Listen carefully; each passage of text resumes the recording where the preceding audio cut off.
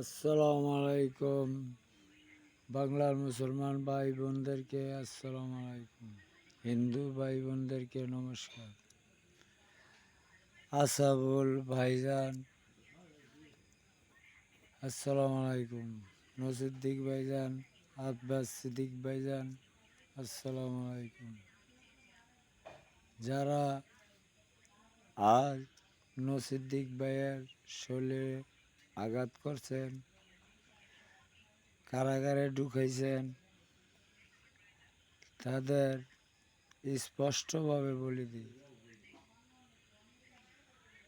যে সারা বিশ্বের সংবিধানের মালিক দিল, তার বিরুদ্ধে আপনারা কিভাবে আসেন আজও লড়াই করতেন?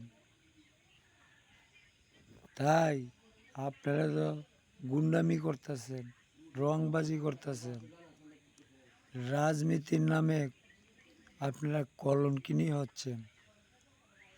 তাই সেই ভিখারি হোক, সেই মানুষ তো, তাইলে মানুষের মুসলমানের ধর্ম নিয়ে আপনারা এটা কি করলেন? তাই সেই বিশ্বের সংবিধানের মালিক দিল ব্যানগাড়ি চালায়,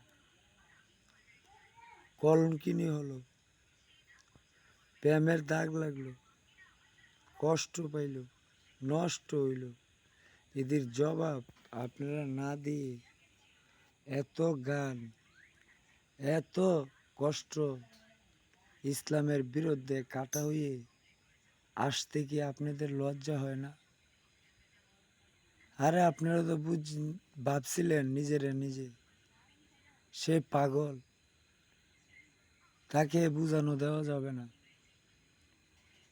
সে পাগল হয়ে, পাগল সাজাইয়া, পাগল মানাইয়া বাংলা ভারত রাজনীতি যারা কইরা পাগলের সম্পদ আপনারা বুক করে খাইতেছেন কেন?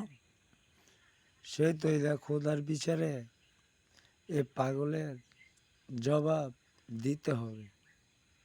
কারণ সে ইসলাম মানছে, ইসলাম গ্রহণ করে নিছে।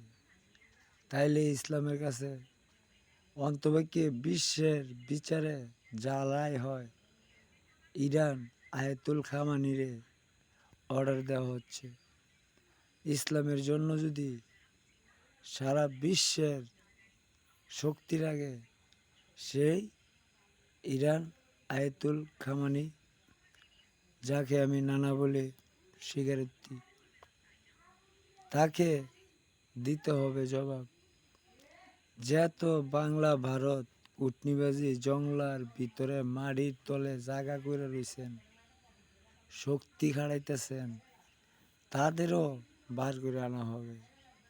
কারণ এটা ইসলামের শক্তি, মুসলমানের শক্তি। কারণ আমি জানতে চাই, একটা প্রেমের কাহিনী চলতেছে 3 বছর, তবে আপনারা কিন্তু বুঝাইয়া দিতে পারেন না এই পর্যন্ত। নিজে তো কষ্ট পাইয়া ফুরছি, চাই হয়েছি, কলঙ্কিনী হয়েছি, নষ্ট হয়েছি, তাতে কোনো সমস্যা নেই।